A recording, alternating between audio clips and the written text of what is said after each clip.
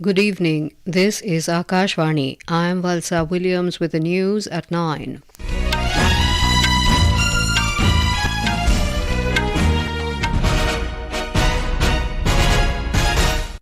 The headlines. Proceedings of both houses of parliament to commence a new building from tomorrow onwards. Prime Minister Narendra Modi says this will be a session of historic decisions. Rajya Sabha Chairman Jagdeep Dhankar reconstitutes House panel of Vice Chairpersons with 50% women parliamentarians. Supreme Court directs Maharashtra Assembly Speaker to decide on timeline for disqualification petitions against Chief Minister Eknath Shinde and other members. At least 8 people killed as extremely heavy rains affect normal life in some districts of Rajasthan. US and Iran swap prisoners in a Qatar mediated deal. US also unfreezes $6 billion of Iran's funds.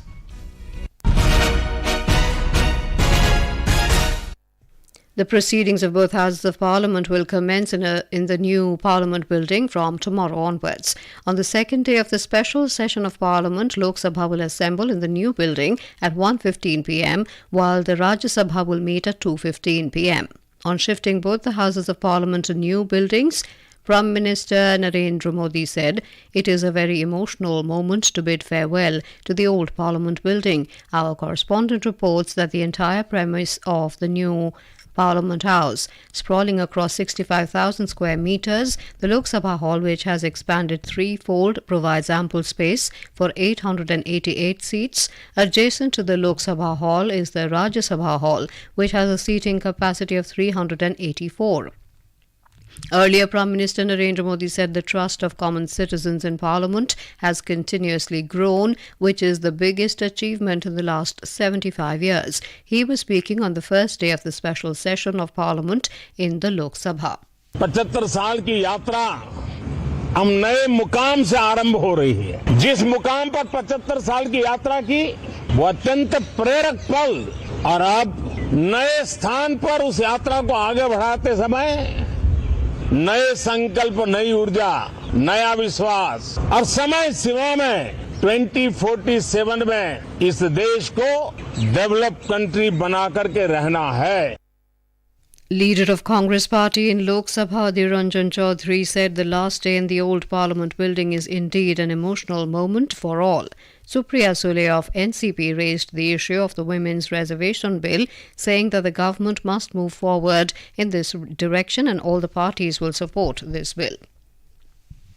DMK leader T.R. Balu, Sudip Bandyopadhyay of TMC, Bhartruhari Mehtab of BJD, Harsimrat Kaur Badal of SAD, A. Raja of DMK, Arun Sao of BJP and others also spoke on the discussion. Later, the House adjourned for the day. The Rajya Sabha today also took up the discussion on the parliamentary journey of 75 years, starting from the Samvidhan Sabha, achievements, experiences, memories and learnings. On the first day of the special session of Parliament, Chairman Jagdeep Dhankar highlighted the 75 years of parliamentary journey that have shaped Indian democracy. Initiating the discussion, Union Minister and Leader of the House in the Rajya Sabha, Piyush Goyal, said the dignity of the House will increase only when everyone keeps the interest of the country and public interest paramount. Leader of the opposition Mallikarjun Kharge said in the last 75 years, India has transformed and during this journey several laws were enacted for the welfare of the people. इस भवन में 75 सालों के दौरान देश की किस्मत बदली है और देश की सूरत बदलने वाली तमाम कानूनें यहाँ बनी हैं। जमींदारी अबोलिशन, छुआछूत मिटाने का, ओबीसी का आरक्षण के लिए कानून यहाँ बने, यहाँ तक कि ईडब्ल्यूएस के भी बने. Professor Manoj Kumar Jha of RJD highlighted the challenges posed by unemployment. Later, the House adjourned for the day. Prime Minister Narendra Modi has said though this special session of Parliament is short in duration, it will be a session of historic decisions. Interacting with the media on the 5-day special Parliament session beginning today, the Prime Minister said the speciality of this session is that the journey of 75 years is starting from a new destination, that is from the new Parliament building. ये सही है कि सत्र छोटा है, लेकिन समय के हिसाब से ये बहुत बड़ा है. ऐतिहासिक निर्णयों का एक सत्र है. ये सत्र की एक विशेषता ये तो है कि आप 75 साल की यात्रा अब नए मुकाम से आरंभ हो रही है. Rajya Sabha Chairman and Vice President Jagdeep Dhankar today announced that the panel of Vice Chairpersons has been reconstituted with 50% of women parliamentarians. The 8-member panel will now have 4 women members, including BJP MPs Kanta Kardam, Sumitra Balmik and Geeta alias Chandraprabha and Biju Janata Dal's MP Mamata Mohanta. He said the panel of Vice Chairpersons has been reconstituted with effect from the 13th of this month. Prime Minister Narendra Modi today chaired the Union Cabinet at Parliament Annex Hall in New Delhi.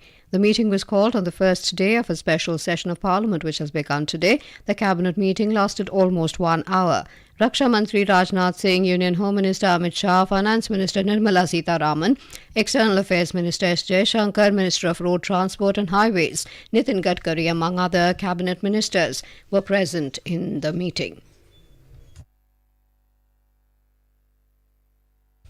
The Supreme Court today directed the Maharashtra Assembly Speaker to spell out the timeline within a week for adjudication of the disqualification petitions. These were filed against Chief Minister Eknath Shinde and Shiv Sena MLAs who had tied up with the BJP to form a new government in June 2022.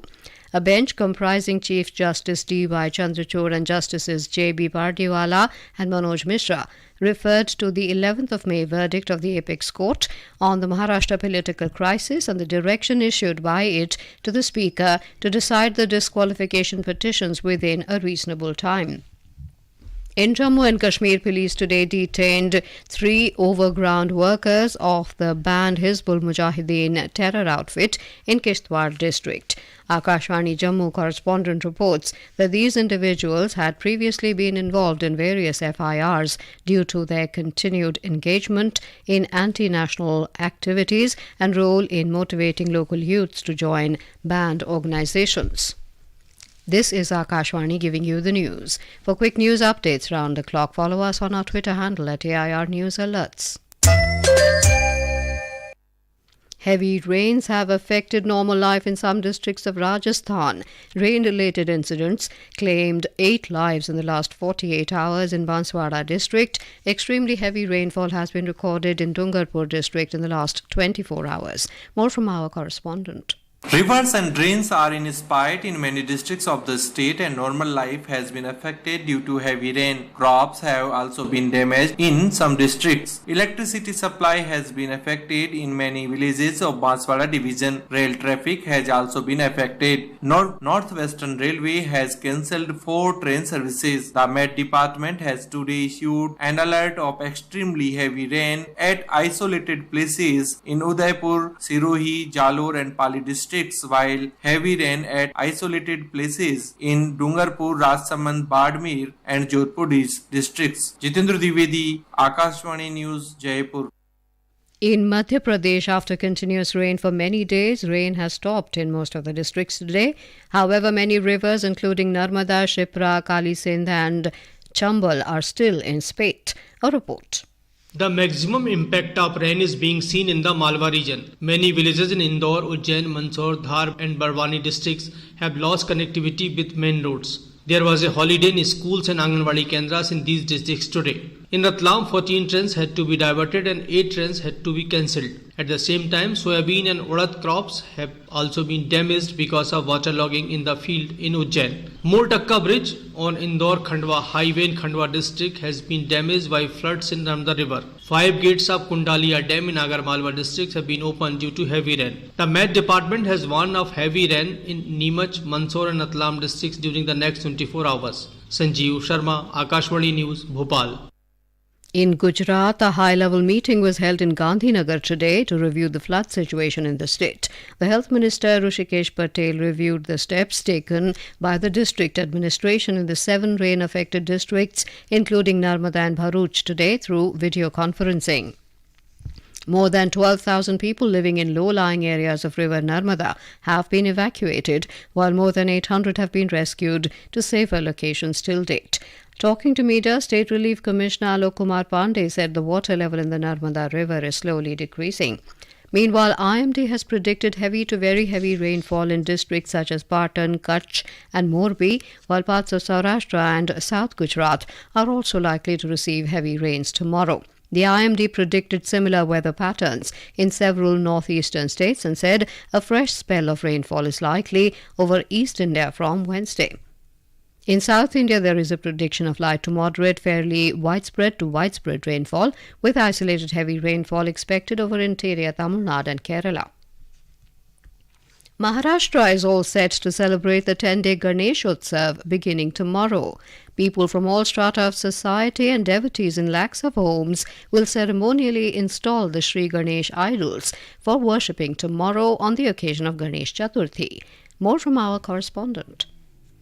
Maharashtra's favorite deity, Lord Ganesh, will arrive on his annual sojourn tomorrow. The festive preparations came to a peak at markets citywide this evening. Households and mandals are putting their best foot forward to welcome their favorite god on his annual homecoming. Markets in Mumbai suburban areas including Dadar, Parel, Thane, Mulund saw a huge crowd with devotees purchasing the makhar used to house the idol, apart from decorations, flower garlands, incense and other puja materials. Nivedita, Akashvani News, Mumbai.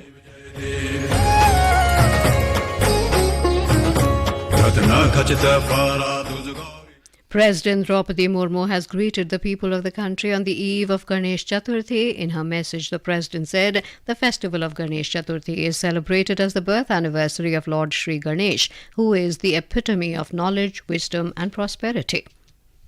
The Reserve Bank of India has said any reversion to the old pension scheme OPS from the new pension scheme NPS by the states would be fiscally unsustainable, though it may result in an immediate fall in their pension outgo. It also said at a time when most of the countries are moving towards defined contribution plans, reverting to OPS by the Indian states will be a major step backwards, undermining the benefits of past fiscal reforms. The Finance Ministry today approved various welfare measures for Life Insurance Corporation of India, LIC agents and employees. This move will benefit over 13 lakh agents and more than 1 lakh regular employees. Under these new measures, the ministry has enhanced the gratuity limit from 3 lakh rupees to 5 lakh rupees for LIC agents. It has also enabled reappointed agents to be eligible for renewal commissions. Gross direct tax collections for the financial year 2023-24 as of the 16th of this month have registered a growth of 18.2%. The gross collection stands at 9,87,061 crore rupees as compared to 8,34,469 crore rupees in the corresponding period of the last financial year. Ministry of Information and Broadcasting Secretary Apurva Chandra unveiled an e-book titled People's G20 on India's G20 presidency in New Delhi today. The book represents the complete journey of India's G20 presidency. The book also encapsulates the structure and workings of G20 and elaborates on the initiatives that have been taken under India's G20 presidency. 5 U.S. detainees flew out of Iran today in a swap for 5 Iranians held in the U.S. in a rare deal between the arch-enemies that also unfroze $6 billion of Tehran's funds. A plane sent by mediator Qatar flew the 5 U.S. citizens and 2 of their relatives out of Tehran soon after both sides received confirmation that the funds had been transferred to accounts in Doha. At the same time, 2 of the 5 Iranians landed in Qatar, a U.S. official said, adding that 3 others have opted not to return to Iran. The deal, after months of talks in Qatar, removes a major irritant between the U.S. and Iran. And now, before we end the bulletin, the headlines once again. Proceedings of both houses of Parliament to commence in new building from tomorrow onwards. Prime Minister Narendra Modi says this will be a session of historic decisions. Rajya Sabha Chairman Jagdeep Dhankar reconstitutes House panel of Vice Chairpersons with 50% women parliamentarians. Supreme Court directs Maharashtra Assembly Speaker to decide on timeline for disqualification petitions against Chief Minister Eknath Shinde and other members. At least 8 people killed as extremely heavy rains affect normal life in some districts of Rajasthan. US and Iran swap prisoners in a Qatar mediated deal. US also unfreezes $6 billion of Iran's funds. That is all in the news at 9. Good night.